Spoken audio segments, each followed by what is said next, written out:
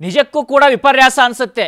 ನಾವು ಹಿಂದುಳಿದವರ ಪರ, SC ST ಪರ ಅಂತೇಳಿ ಅಧಿಕಾರಿಗಳು, ಈ ಒಂದು ರಾಜಕಾರಣಿಗಳು ಭಾಷಣವನ್ನ ಮಾಡ್ತಾ ಇರ್ತಾರೆ. ಆದರೆ ತಾವೇ ಅಧಿಕಾರ ಇದ್ದಾಗ ST ನಿಗಮದಲ್ಲಿ ಏನಾಗಿದೆ ಅನ್ನೋದನ್ನ ಈಗ ಗಮನಿಸ್ತಾ ಇದ್ದೇವೆ. ಇನ್ನು ವಾಲ್ಮೀಕಿ ಅಭಿವೃದ್ಧಿ ನಿಗಮದ ಅಧಿಕಾರಿ ಆತ್ಮಹತ್ಯೆ ಪ್ರಕರಣಕ್ಕೆ ಸಂಬಂಧಪಟ್ಟ ಹಾಗೆ ಮೃತ ಚಂದ್ರಶೇಖರ್ ಅವರ ನಿವಾಸಕ್ಕೆ ಅಧಿಕಾರಿಗಳು ಭೇಟಿಯನ್ನ ಕೊಡ್ತಾ ಇದ್ದಾರೆ. ವಾಲ್ಮೀಕಿ ಅಭಿವೃದ್ಧಿ ನಿಗಮದ ಅಧಿಕಾರಿಯಾಗಿರ್ತಕ್ಕಂಥವರು ಅವರ ನಿವಾಸಕ್ಕೆ ಅಧಿಕಾರಿಗಳು ಭೇಟಿಯನ್ನ ಕೊಡ್ತಾ ಇದ್ದಾರೆ. ಚಂದ್ರಶೇಖರನ್ ಪತ್ನಿ ಹಾಗೂ ಕುಟುಂಬಕ್ಕೆ ಸಾಂತ್ವನ ಹೇಳ್ತಾ ಇದ್ದಾರೆ. ಅವಮಾನವಾಗಿದ್ದಕ್ಕೆ ಆತ್ಮಹತ್ಯೆ ಮಾಡಿಕೊಂಡಿದ್ದಾರೆ. ನನ್ನ ಪತಿ ಹೇಡಿಯಲ್ಲ ಅಂತ ಮೃತನ ಪತ್ನಿ ಅಳಲನ್ನ ತೋಡ್ಕೊಂಡಿದ್ದಾರೆ.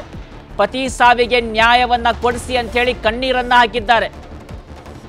ಸ್ಪೆಷಲ್ ಆಫೀಸರ್ ವೆಂಕಟಗಿರಿ ದಳವಾಯಿ ಹಾಗೂ ಸಚಿವ ನಾಗೇಂದ್ರ ಅವರ ವಿಶೇಷ ಅಧಿಕಾರಿ ಭೇಟಿ ನೀಡಿ ಸಾಂತ್ವನವನ್ನ ಹೇಳಿದ್ದಾರೆ.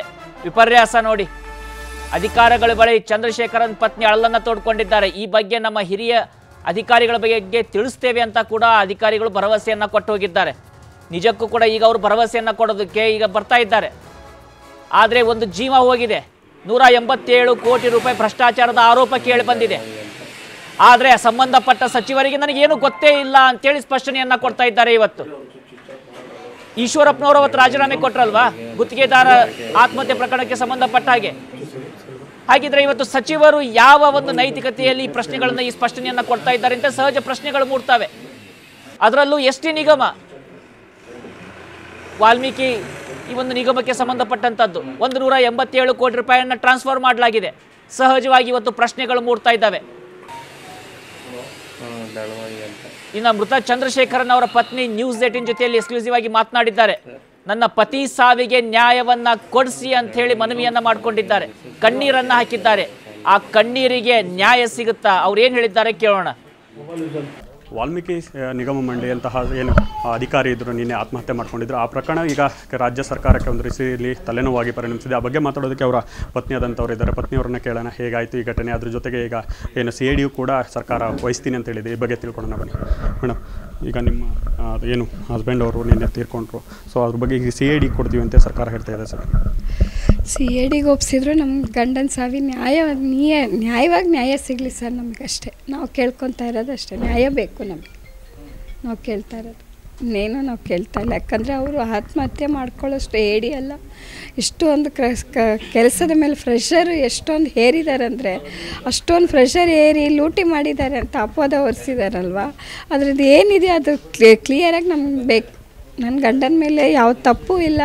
ಅವ್ರ ಸಾವಿಗೆ ನ್ಯಾಯ ಬೇಕು. ಇಷ್ಟೇ ನಾವು ಕೇಳ್ಕೊತಾ ಇರೋದು ಸರ್. ಬೇರೆ ಏನು ನಾವು ಕೇಳ್ಕೊತಾ ಇಲ್ಲ. ಡೆತ್ ನೋಟ್ ಬರೆದಿದ್ದಾರೆ. ಅದರಲ್ಲಿ ಒಂದು 3 ಅಧಿಕಾರಿಗಳನ್ನ ಹೆಸರು ಕೂಡ ಬರೆದಿದ್ದಾರೆ. ಸೊ ಅವ್ರಿಗೆ ಏನಾಗಬೇಕಂತ ಅವ್ರಿಗೆ ಶಿಕ್ಷೆ ಆಗಬೇಕು ಸರ್.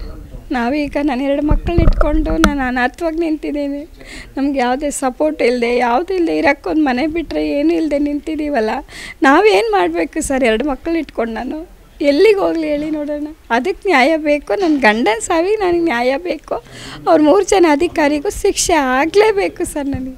ಇವತ್ತು ಸಚಿವರಾದಂಥ ನಾಗೇಂದ್ರ ಅವರು ಕೂಡ ಈ ಬಗ್ಗೆ ಒಂದು ಪ್ರೆಸ್ ಮೀಟ್ ಮಾಡಿದ್ದಾರೆ. ಅಲ್ಲಿ ಹೇಳಿಕೆ ಏನಂದರೆ ಏನು ಫೋರ್ಜರಿ ಮಾಡಿದ್ದಾರೆ ಆ ಟೈಮಲ್ಲಿ, ಏನು ಅಧಿಕಾರಿ ಹೆಸರನ್ನ ಅಂತ ಆ ಥರ ಒಂದು ಆಪಾದನೆ ಕೂಡ ಮಾಡ್ತಿದ್ದಾರೆ. ಅಧಿಕಾರಿ ಹೆಸರು ಫೋರ್ಜರಿ ಮಾಡಿದ್ರು ಅಂದ್ರೆ ನಿಗಮದ MD ಗಮನಕ್ಕೆ ಬರದೆ ಆಗತ್ತೆ ಸರ್. ಅದೆಲ್ಲ ಅಷ್ಟೊಂದು ಫ್ರೆಷರ್ ಹಾಕಿ ಅವ್ರು ಆತ್ಮಹತ್ಯೆ ಮಾಡ್ಕೊಳ್ಳೋದಕ್ಕಾದರೆ ಏನು ಕಾರಣ ಇಲ್ಲಿಂದ ಸರ್? MD ಗಮನಕ್ಕೆ ಬರದೇ ಇರುತ್ತೆ ಸರ್ ಎಲ್ಲ.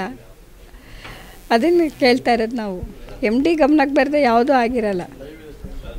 ಬಂದು 2 ದಿನ ಇಲ್ಲಿ ಕಳೆದ್ರು ಅಂತ ಹೇಳಿದ್ರೆ, ಸೊ ಅವಾಗ ಹೇಗಿತ್ತು ಅವ್ರ ವರ್ತನೆ, ಹೇಗಿತ್ತು ಅದ್ರ ಬಗ್ಗೆ? ಅವ್ರು ಯಾರ ಹತ್ರನೂ ಮಾತಾಡಿಲ್ಲ ಸರ್. ಮನೇಲಿ ಶುಕ್ರವಾರ ನೈಟ್ ಬಂದವರು. ಅವರು ಶನಿವಾರ ಪೂರ್ತಿ ನನ್ನ ಜೊತೆಲೇ ಇದ್ದರು. ಒಂದು ಮಾತು ಮಾತಾಡಿಲ್ಲ. ಊಟ ಸರಿಯಾಗಿ ಮಾಡಿಲ್ಲ.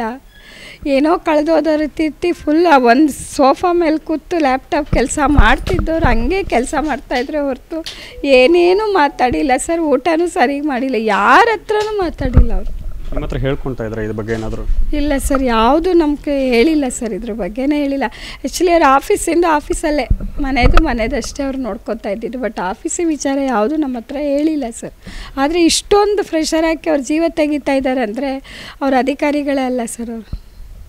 ಈಗ ನಾವೇನು ಮಾಡ್ಬೇಕು ಸರ್? ನಮ್ಮ ಗಂಡನ ಸಾವಿಗೆ ನ್ಯಾಯ ಕೊಡಿಸಿ ಅಷ್ಟೇ ನಾವು ಕೇಳ್ಕೊತಾ ಇರೋದು. ಸರ್ಕಾರಕ್ಕೂ ಅಷ್ಟೇ ನಾವು ಕೇಳ್ಕೊತಾ ಇರೋದು. ನ್ಯಾಯ ಬೇಕು ನನಗೆ. ಫೈನಲ್ ಆಗಿ ಈಗ ಯಾವ ರೀತಿ ನಿಮಗೆ ನ್ಯಾಯ ಬೇಕು ಅಂತ ಸರ್? ಅವ್ರ ಮೇಲೆ ಯಾವುದೇ ಆಪಾದನೆ ಇಲ್ಲ. ಅವರು ಒಳ್ಳೆ ಅಧಿಕಾರಿ ಅನ್ನೋದು ನಮಗೆ ಬೇಕು. ನನಗೆ ಸರ್ಟಿಫಿಕೇಟ್ ಬೇಕು. ಯಾಕಂದರೆ ಅವ್ರು ತುಂಬ ಒಳ್ಳೆ ಮನುಷ್ಯ. ಅವರು ಹಂಗೆಲ್ಲ ತಿನ್ನೋದಾಗಿದ್ರೆ ನಾವೆಲ್ಲೋ ಇರಬೇಕಾಗಿತ್ತು. ಏನಿಲ್ಲದೆ ನಾನು ಡೈಲಿ ವೇಜಸ್ಸಿಗೆ ಕೆಲಸಕ್ಕೆ ಹೋಗ್ತೀನಿ. ಅಷ್ಟು ಕಷ್ಟ ಇದೆ ನಮ್ಗೆ, ಯಾಕಂದರೆ 2 ಮಕ್ಕಳು ಓದ್ತಾ ಇದ್ದಾರೆ. ಹಂಗಾಗಿ ನಮಗೆ ಅದ್ರದ್ದೇ ನಾವು ನ್ಯಾಯ ಕೇಳ್ತಾ ಇರೋದು. ನನ್ನ ಗಂಡನ ಸಾವಿಗೆ ನ್ಯಾಯ ಬೇಕು. ಅವರು ಭ್ರಷ್ಟ ಅಧಿಕಾರಿ ಅಲ್ಲ, ಅವರು ಅಧಿಕಾರಿ ಇದಕ್ಕೆ ಒಳ್ಳೆಯದು ಹೆಸರು ಬೇಕು ನನಗಷ್ಟು. ನಾನು ಅವರು ಹೋರಾಡಿದ್ದೆ ಅದಕ್ಕೋಸ್ಕರನೇ, ಅದೇ ಬೇಕು ನನಗೆ.